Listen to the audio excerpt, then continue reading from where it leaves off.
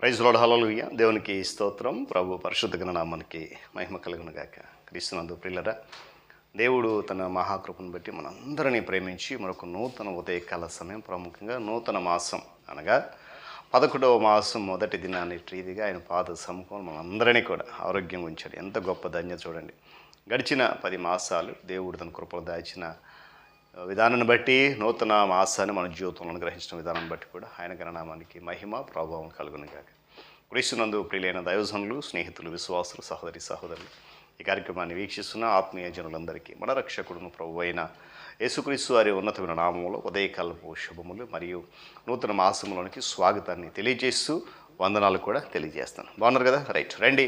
ఈ దినం కూడా మేము ప్రేమతో ఆహ్వానిస్తున్నాను. అనుదిన అభివృద్ధి ఉదయకాలపు ధ్యానాలటువంటి ఈ ఆధ్యాత్మిక కార్యక్రమం నాతో పాటు పాలుభోక్షులు కండి, వాక్యాన్ని ధ్యానించి దైవ దీవెనలు పొందండి. ఉన్నాయి బైబిల్స్ దగ్గరలో కరిచురండి. లేని పక్షాన చదివే మాట విని గ్రహించి వాక్యదానంలో పాలుభోక్షులు కండి. నేటి దిన ధ్యానవాక్యంగా 11వ సంకీర్తన 7వ చరణాన్ని చదువుతా ఉన్నాను. యెహోవా నీతిమంతుడు, ఆయన నీతిని ప్రేమించువాడు. యథార్థవంతులు ఆయన ముఖదర్శనము చేసెదరు.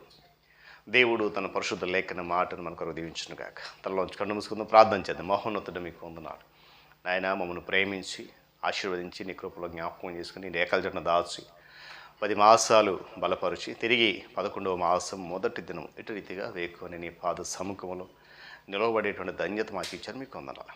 గత 10 మాసాలు నీ కృపలు ఏ విధంగా మమ్మల్ని దాచారు, ఈ నూతన మాసం కూడా ఇటు రీతి దాస్తారని నడిపిస్తారని విశ్వసిస్తూ మీరే మహిమ ఘనత ఈ కార్యక్రమం ద్వారా పొంది అనేక బలపరచండి.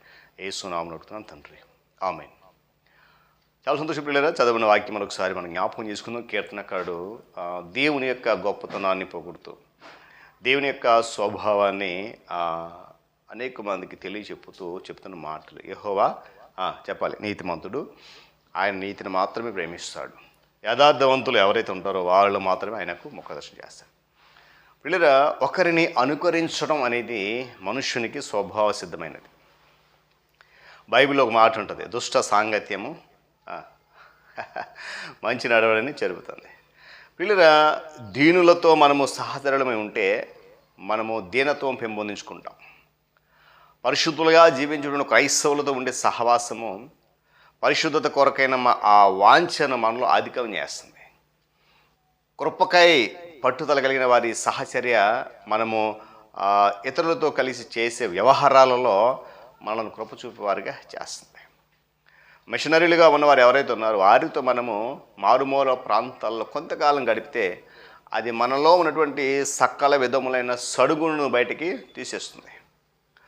నిరుపేదలతో కలిసి పనిచేస్తే దేవుడు మన జీవితంలో అనుగ్రహించేటువంటి నానా విధమైన దీవెనల విషయమై మనలను కృతజ్ఞతావందనం చెల్లించే ఆత్మతో నింపివేస్తాడు. నేడు పిల్లరా, దారిద్ర్య వ్యతిరేక దినం. పిల్లలు గమనించండి, ఒకరిని బట్టి మరొకరిని సరైన స్వభావానికి తేవడానికి దేవుడు ఉద్దేశపూర్వకంగానే అనుకూల ప్రతికూల నైజం గల కొన్ని ఆ పరిస్థితుల పద్ధతులను ఇముడుస్తాడు. జ్ఞాని అయిన సొలొమోను తన జ్ఞానవాక్కులతో చెప్పిన మాట ఏంటంటే, ఇనుము చేత ఇనుము పదునగును, ఆ విధంగా ఒకడు తన చెలికానికి వివేకం పుట్టించునని చెప్పి రాశాడు. పిల్లరా, అది ఒక హింసాత్మకంగాను ఆ మిక్కిలి వేదనకరంగా అనుభవంగా ఉండవచ్చు. అయితే దేవుడు ఏర్పాటు చేసిన దానిని ఎప్పుడు కూడా మనము కాదనొద్దు. దేవుడు ముందుకు నడిపించే వాటిని ఎప్పుడు కూడా వెనుకకు తీయొద్దు. ఎందుకంటే మన స్వభావమును నూతనమైనదిగా మార్చడానికి ఆయన మరీ కఠినమైనటువంటి పద్ధతులు వినియోగిస్తాడు. ఎప్పుడైతే మనము దేవుడు చేసిన దాన్ని వ్యతిరేకిస్తూ, దేవునికి వ్యతిరేకమైన కార్యాలు చేస్తూ, దేవునికి వ్యతిరేకమైనటువంటి పనులు చేసేవారు ఉంటామో, ఆ సరైన విధానం నడిపించడానికి మరింత కఠినమైనటువంటి పద్ధతిని దేవుడు ఉపయోగించిన విషయాన్ని కూడా మనం జ్ఞాపకం చేసుకోవాలి. ఎందుకంటే దేవుని ఆలోచనలు కానీ దేవుని యొక్క కార్యాలు కానీ ఏది కూడా మరి అనుమానించడానికి, సందేహించడానికి ఏమీ లేవని విషయాన్ని జ్ఞాపకం చేస్తాను. పిల్లలు, మన జీవితంలో దేవుడు అనుగ్రహించిన గొప్ప ధన్యత ఏంటంటే మనము నీతిమంతులుగా చేయబడ్డాం.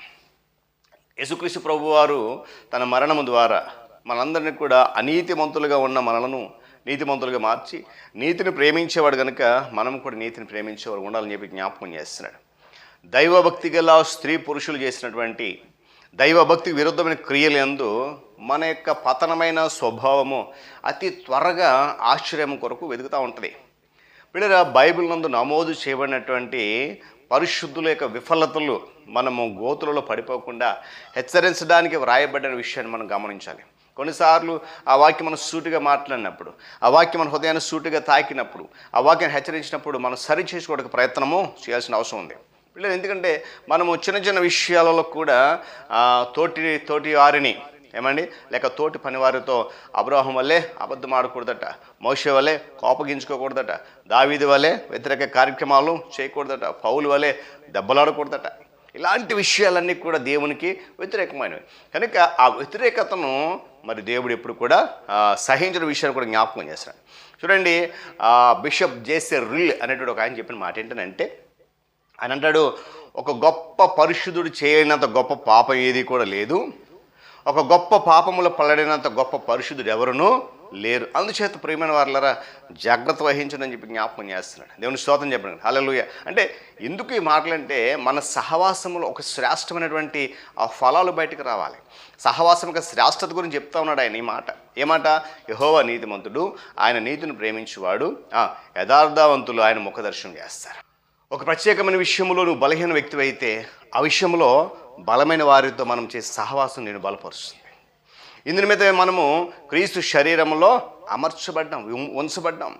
పరిశుద్ధుల యొక్క శిలువ యొక్క జీవిత స్వీయ రచనలు కానీ, ఇతరుల చేత రచించబడిన కానీ చదవడం ద్వారా మన స్వభావం మార్పు చెందడానికి, గుణలక్షణాలను అభివృద్ధి చెందడానికి ఒక ఉన్నతమైన మరియు ప్రయోజకరమైన అభ్యాసంగా మారుతుంది. ఇప్పుడు పిల్లల చంటి పిల్లక ప్రవర్తన చూస్తాం.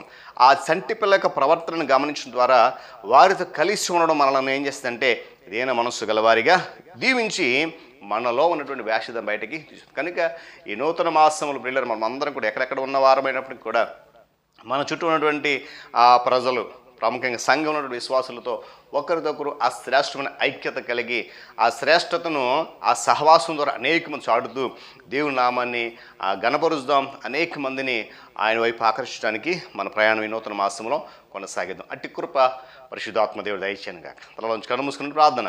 మహాగణుడ, మహోన్నతుడు, మీకు వందనాలు. మరొకసారి నూతన ఉదయకాలం, నూతన మాసం మొదటి దినం నీ కృపలో జ్ఞాపకం చేసుకున్నందుకు స్తోత్రాలు చెల్లిస్తున్నాను. ఈ కార్యక్రమం ద్వారా అనేక మంది నీ మాటలు వింటున్నారు, బలపడుతున్నారు, ఆత్మీయంగా దీవిస్తున్నావు. ఈ నూతన మాసం అంతా కూడా అట్టి కృపలో మేము నిన్ను బట్టి అనుసరించి ఆ సహవాసంలో ముందు వెళ్ళి కృప దయచండి. ఘనత మహిమ మీరు పొందండి. యేసు నామమున ప్రార్థన అడుగుతున్నాం తండ్రి, ఆమెన్. త్రియేక దేవుని దీవెన, ఆయన సన్నిధి కాపుదల సదాకాలం మనందరికీ తోడేండి నడిపించును గాక. ఆమెన్.